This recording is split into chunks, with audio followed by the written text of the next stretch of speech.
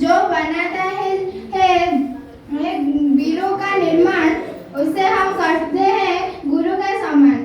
सम्मानीय सभापति महोदय, मोर पूज्य गुरुजी गुरुमा वृंद, एठारे उपस्थित मोर बड़ बड़ भाई भौणी और अतिथिगण, आज हूँ सेप्टेम्बर मास 5 तारिख।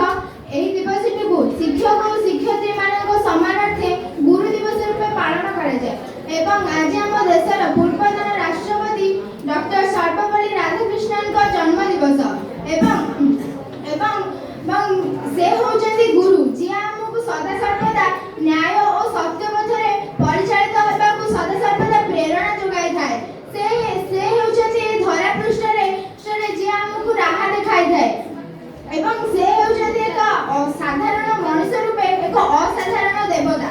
आम श्रीमद् भगवद गीता रे लिखा जायछि जे अधिपति जगन्नाथ दास लिखिछन्ति जे गुरु को नमणिबनर गुरु ही साक्षात ईश्वर। एवं श्री कृष्ण स्वयं मुखरे अर्जुन को उपदेश दे कहिछन्ति काहे न गुरु न करे अर्जुन काहे पाइबु सद्ज्ञान। एथिरु स्पष्ट जणाय होछि जे गुरु का बिना सद्ज्ञान प्राप्ति असंभव।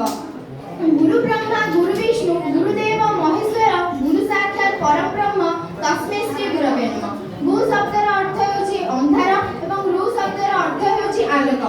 आम जीवन को अज्ञान रूपक अंधार को दुएई दे ज्ञान रूपक आलोक को आनि दे थांती से होचंती आम गुरु।